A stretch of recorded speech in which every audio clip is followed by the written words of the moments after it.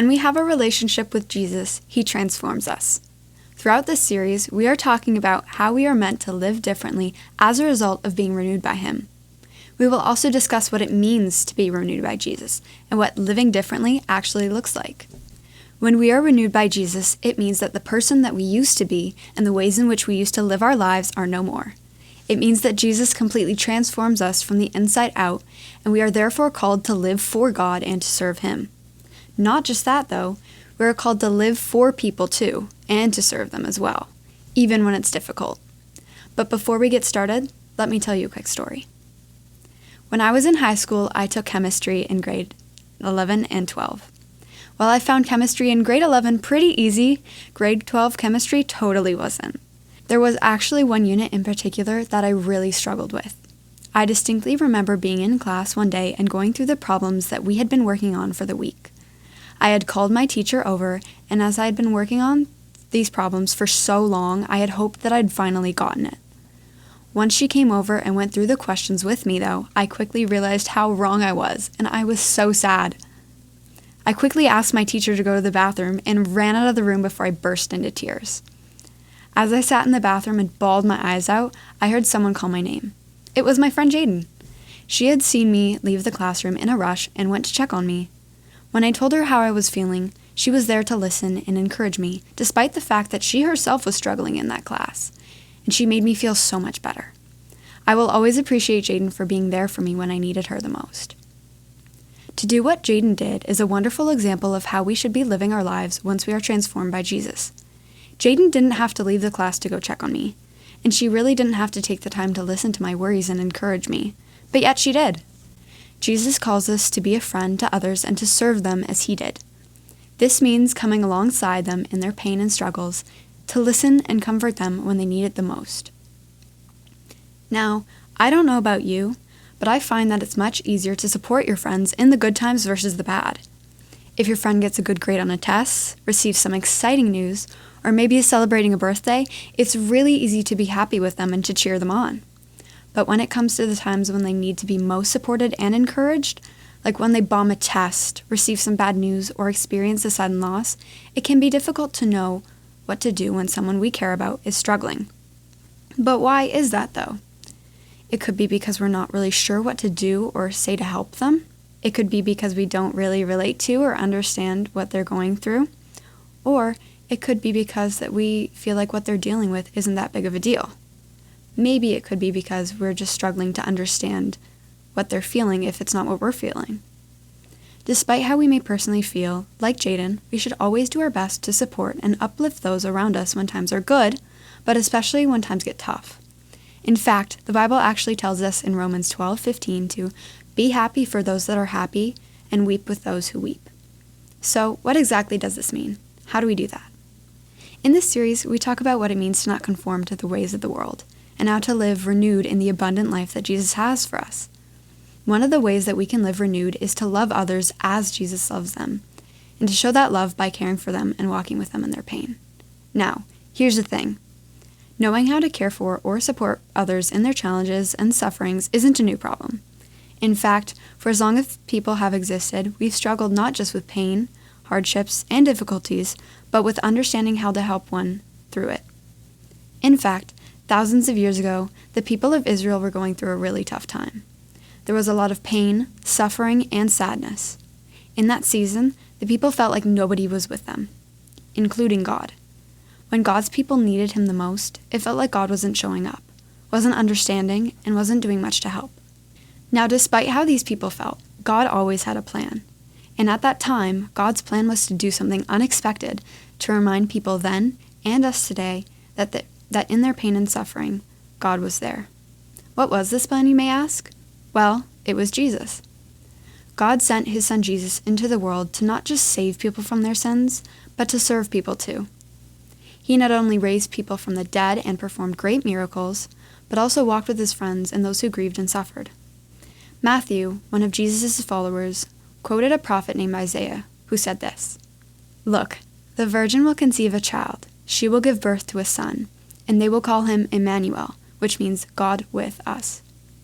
Maybe for some of us this is a familiar verse, one that you may remember from the Christmas story. But don't miss the meaning here. When the people were struggling, suffering, and looking for someone to help, God sent Jesus to be with them. That's literally what his name means, God with us. God sent Jesus to simply be present, to be with us, to show up when we needed someone the most. Since we are called to do God's will when we become renewed, that's exactly what we can do for the people in our lives who need us too. Think of it this way. Being renewed means walking with people in their pain.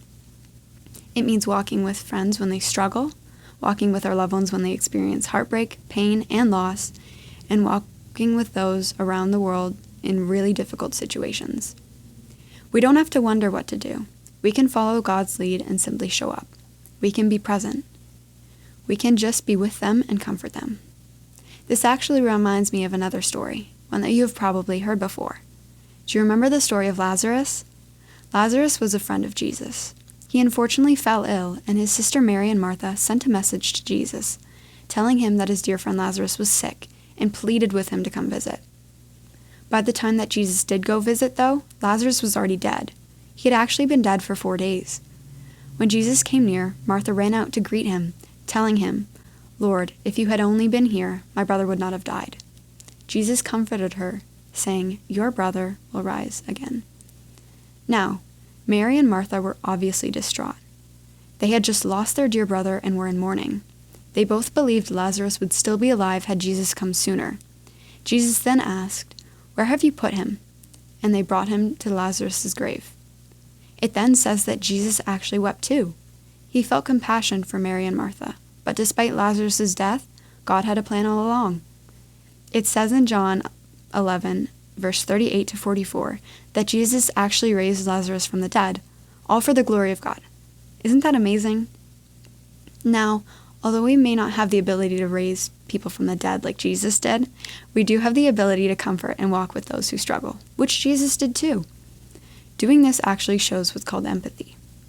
Empathy means we have the ability to understand and share in what other people are feeling. It's the willingness to show up and be with someone in the middle of what they are going through. And that's it.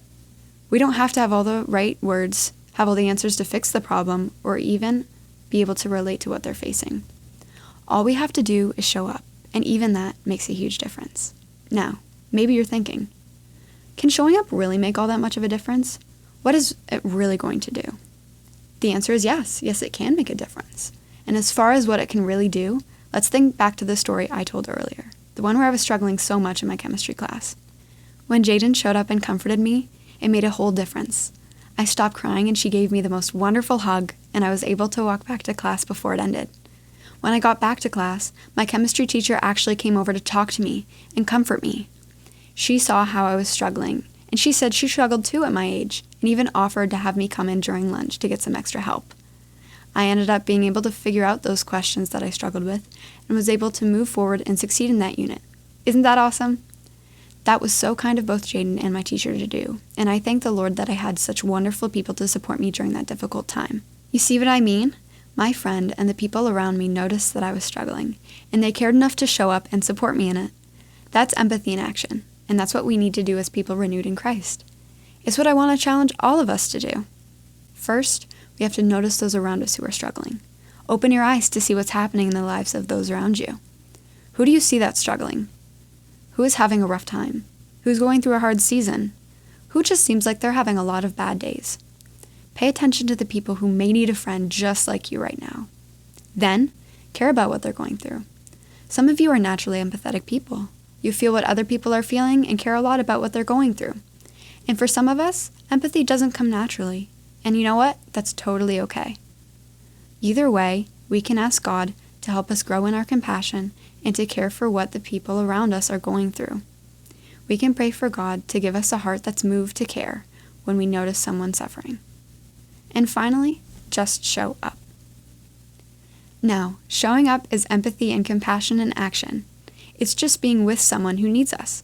You can show up physically by hanging out with someone or spending time with them, or you can show up in other ways, like sending a text, saying a prayer, writing a note, or just being a good friend. The point is to be with someone else in their own pain or grief, to listen to them as they express their sadness, to simply sit in a silent moment, and maybe even share in somebody else's tears.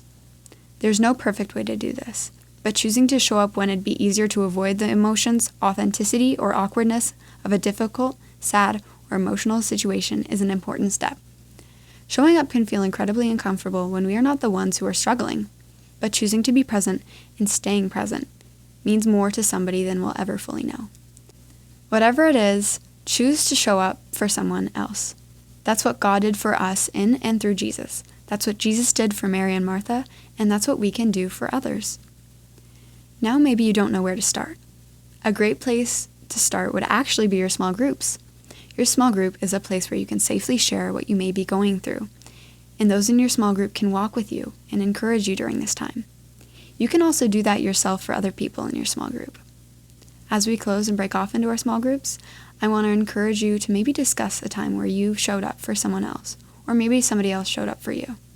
Remember, guys, being renewed means walking with other people in their pain. As we continue to discuss in our groups, think of one way this week that you can show up for others and walk with those around you.